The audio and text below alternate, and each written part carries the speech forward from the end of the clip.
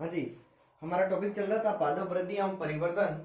और इस टॉपिक में हमने लास्ट क्लास में देखा वृद्धि का मापन और वृद्धि के चरण। आज की क्लास है, इस क्लास में हम देखेंगे वृद्धि दर और वृद्धि वक्र क्या होते हैं।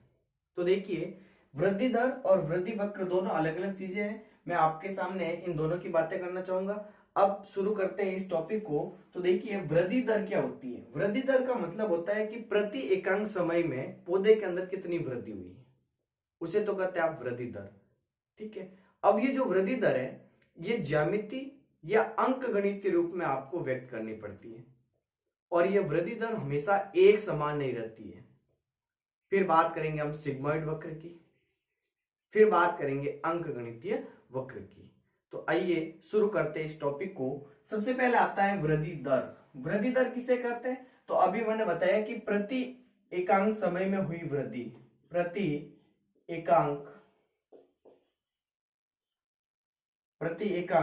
समय में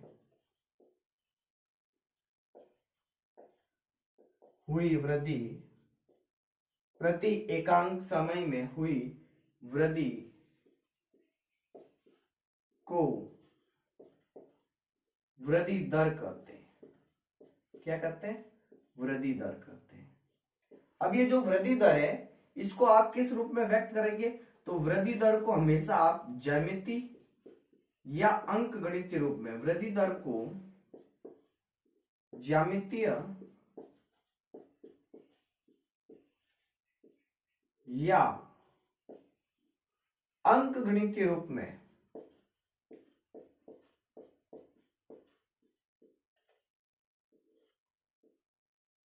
व्यक्त किया जाता है।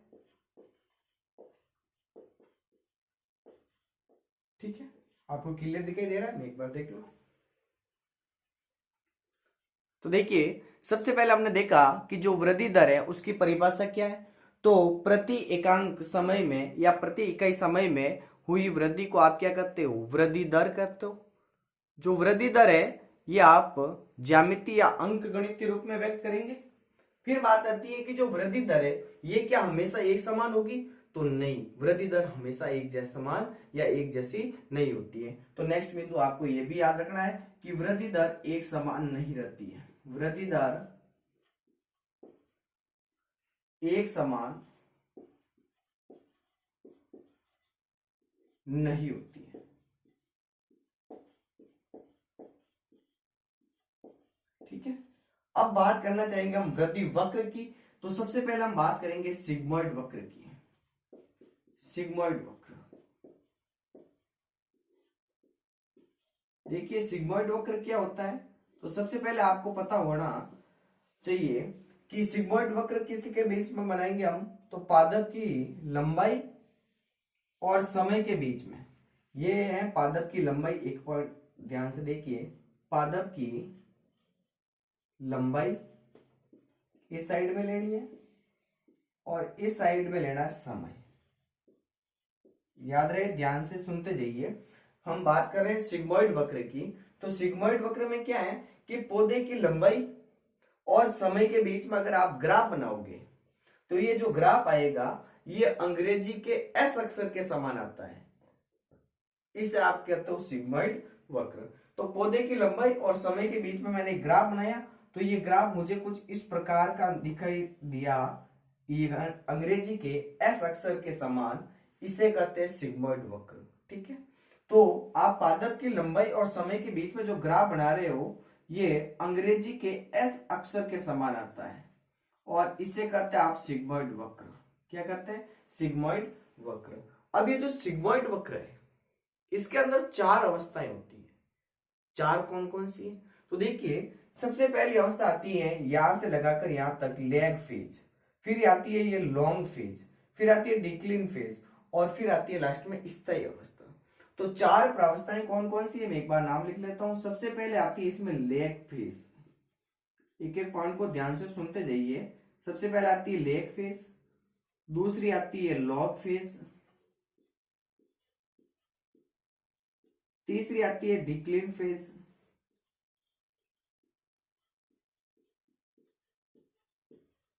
और चौथी आपके सामने आती है स्थायी प्रावस्था। स्थायी प्रावस्था, ठीक है। ये चार चीजें आपके सामने कि सिग्मॉइड वक्र में आपको चार प्रावस्थाएं पढ़नी है, लेग, लॉग, डिक्लिन और स्थायी प्रावस्था, ठीक है। अब ये चारों प्रावस्थाएं क्या होती है और कैसे होती है उनकी भी बातें कर लेते हैं। तो देखिए, सबसे पहले हम बात करेंगे लेग फेज। लेग फेज क्या होती है? तो ये जो शुरुआत में जो वृद्धि होती है ना पादप के अंदर, शुरुआत में जो वृद्धि हो रही है बहुत धीमी गति से हो रही है, ठीक है, इसे कहते हैं लेग फेज और इसे न्यून वृद्धि काल कहते हैं। मतलब इस पीरियड के दौरान जो वृद्धि हुई है उसे आपको कहेंगे, उसे आप क्या कहेंगे? न्यून वृद्धि काल। फिर आती है यहां से लगाकर यहां तक अधिकतम एक साथ तेजी से वृद्धि होती है, ठीक है, यहां तक, इसको कहते हैं आप लॉग फेज। क्या कहते हैं? Log phase. ये वाली चीज लॉग फेज है, इसमें अधिकतम वृद्धि होती है और इसे ग्राफ में आप सीधी रेखा में बना देते हो, ठीक है। इसे अधिकतम वृद्धि काल या समग्र वृद्धि काल कहते हैं क्योंकि इसके साथ इसमें एकदम से वृद्धि होती है पादप के अंदर, ठीक है। फिर आती है डिक्लिन फेज। डिक्लिन फेज में ये वाली चीज आ रही है, इसमें वापस वृद्धि धीरे धीरे होने लग जाएगी, इसे आप कहते हैं न्यून वृद्धि काल, ठीक है। वापस चौथी अवस्था आती है स्थायी प्रावस्था, इसमें वृद्धि स्थायी होने लग जाएगी, ठीक है, क्योंकि कोशिकाएं परिपक्व हो जाती है, इसे स्थिर वृद्धि काल कहते हैं, ठीक है। तो ये आपके सामने चार चीजें हैं, ठीक है।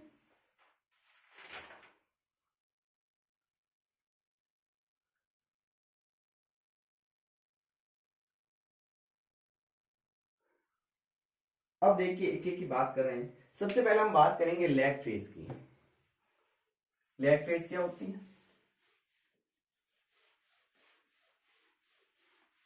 तो अभी मैंने ग्राफ में बताया था कि लैग फेज यानी शुरुआती वृद्धि जो हो रही है वो लैग फेज में है, धीरे धीरे वृद्धि हो रही है, ठीक है। तो देखिए सबसे पहले बात आती है लैग फेज। एक नंबर है लैग फेज। लैग फेज में क्या होगा? तो लैग फेज में जो वृद्धि है वो वृद्धि धीमी गति से होती है, वृद्धि धीमी गति से।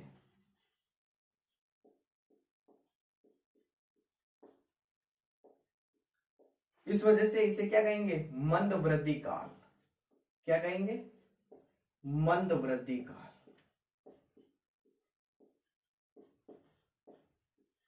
दूसरी अवस्था आती है उसे आप कहते हैं लॉग फेज।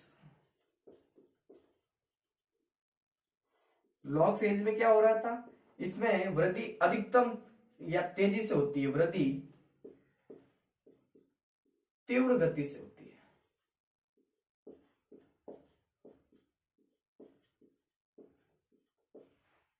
ठीक है, और अधिकतम वृद्धि होती है इसमें, अधिकतम अधिकतम वृद्धि होगी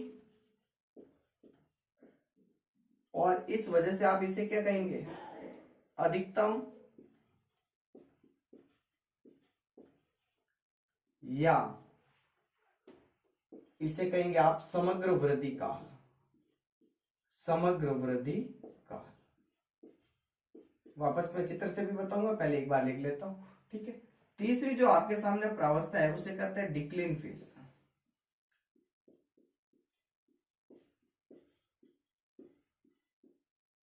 इसमें वृद्धि क्या होगी? वापस धीमी हो जाएगी, वृद्धि न्यून हो जाएगी, वृद्धि धीमी, ठीक है, और इसे कहेंगे न्यून वृद्धि काल। न्यून वृद्धि काल। काल का मतलब पीरियड होता है, ठीक है। यहां पर थोड़ा सा रफ कर ले इसको भी।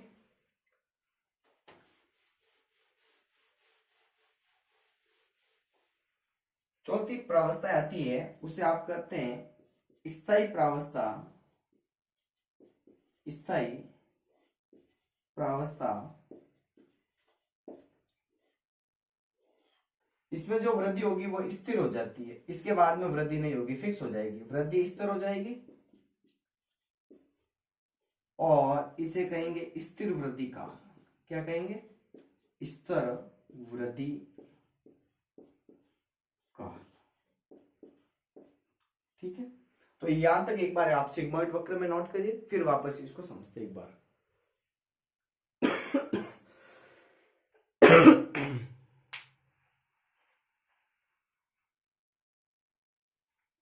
हो गया।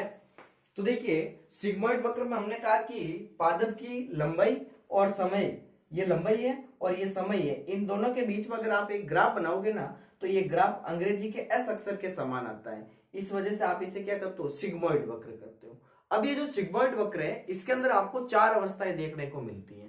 चार कौन कौन सी है, तो सबसे पहले आती है वो होती है लेग फेज। लेग फेज यानी शुरुआती जो वृद्धि हो रही है वो। लेग फेज में क्या हो रहा है कि पादप के अंदर धीरे धीरे वृद्धि हो रही है, समय के साथ पादप के अंदर धीरे धीरे वृद्धि हो रही है, इस वजह से आप इसे मंद वृद्धि काल कहते हैं।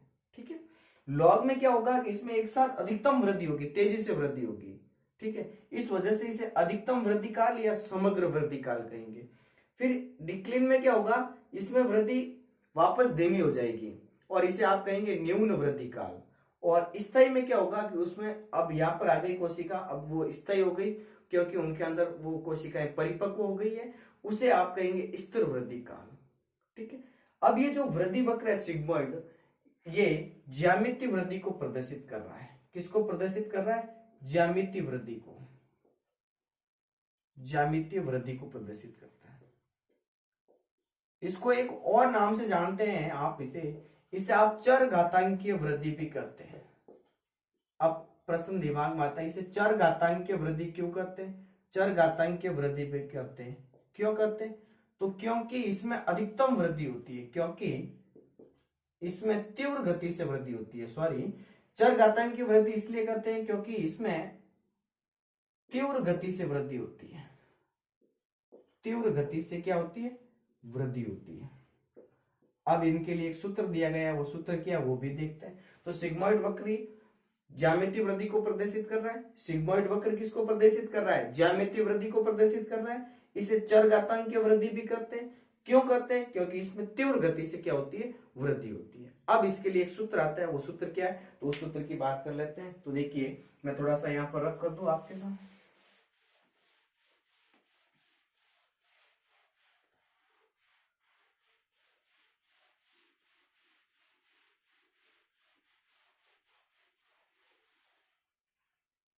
देखिए सिग्मोइड वक्र या चर घातांकीय वृद्धि या ज्यामितीय वृद्धि के लिए एक सूत्र है, उस सूत्र का याद रखना आपको, W1 बराबर W0 ERT, ये सूत्र है। अब इसमें ये W1 क्या है, W0 क्या है, E क्या है, R क्या है, T क्या है। तो ध्यान रहे जहां पर आपको क्या क्या याद रखना है कि जो W1 है वो होता है अंतिम आकार, पादप की जो वृद्धि है उसका अंतिम आकार कि इस पर कितनी वृद्धि हुई लास्ट टाइम में। ठीक है, अंतिम आकार। WO जो W0 है, ये शून्य है, वो नहीं है, ये है प्रारंभिक आकार, पहले कितना था, प्रारंभिक आकार। ई क्या है, तो ई होता है स्वाभाविक लघुगणक आधार, स्वाभाविक लघुगणक आधार। और आर क्या होता है, तो आर होती है वृद्धि दर, ग्रोथ रेट। और टी क्या है, तो टी होता है समय। ये आपको याद रखना है इसका सूत्र, W1 बराबर W0 ERT, जिसमें W1 होता है अंतिम आकार, W0 होता है प्रारंभिक आकार, और R होती है वृद्धि दर, और T होता है समय। ये सारा का सारा आपको ज्यामितीय वक्र में याद रखना है, सॉरी ज्यामितीय वृद्धि या चर घातांकीय वृद्धि में याद रखना है सिग्मोइड वक्र सारा। ठीक है, इसके बाद में दूसरी वृद्धि आती है, वो होती है अंक गणितीय। अब अंक गणितीय वृद्धि क्या है, तो वो भी देख लेते हैं। तो इतना सा एक बार रफ कर ले। अब अंक गणितीय वृद्धि क्या वो देखते हैं।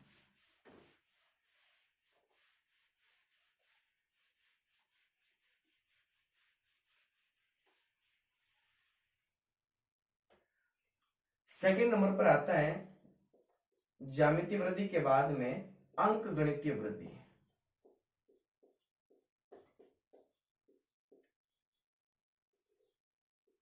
वृद्धि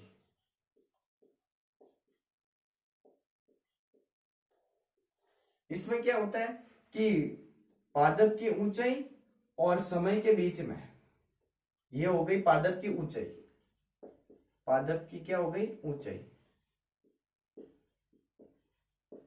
पादप की ऊंचाई, और ये हो गया समय। ठीक है, इन दोनों के बीच में आपको ग्राफ बनाओगे ना तो एक सीधी लाइन मिलेगी आपको। क्या मिलेगी? एक सीधी लाइन मिलती है। इसे कहते हैं आप अंकगणितीय वृद्धि। ठीक है, जैसे ए बिंदु है, ये फिर बी है, ये सी है, ये डी है, ये ई है, ये ऐसी वृद्धि हो रही है। इस प्रकार से एक सीधी रेखा आ रही है, तो वो होती है अंकगणितीय वृद्धि। अब इसके लिए भी एक सूत्र है, वो सूत्र याद रखना आपको कि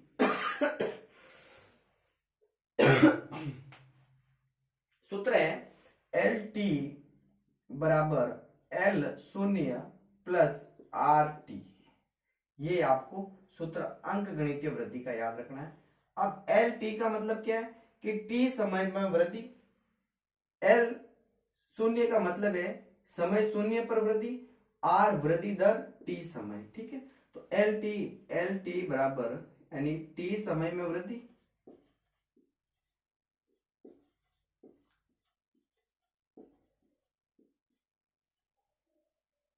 एल जीरो बराबर जीरो यानी शून्य, तो शून्य समय में वृद्धि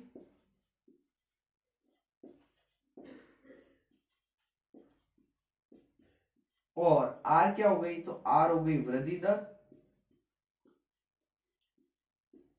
और टी क्या है? तो टी हो गया समय, टाइम। ये होता है अंकगणितीय वृद्धि।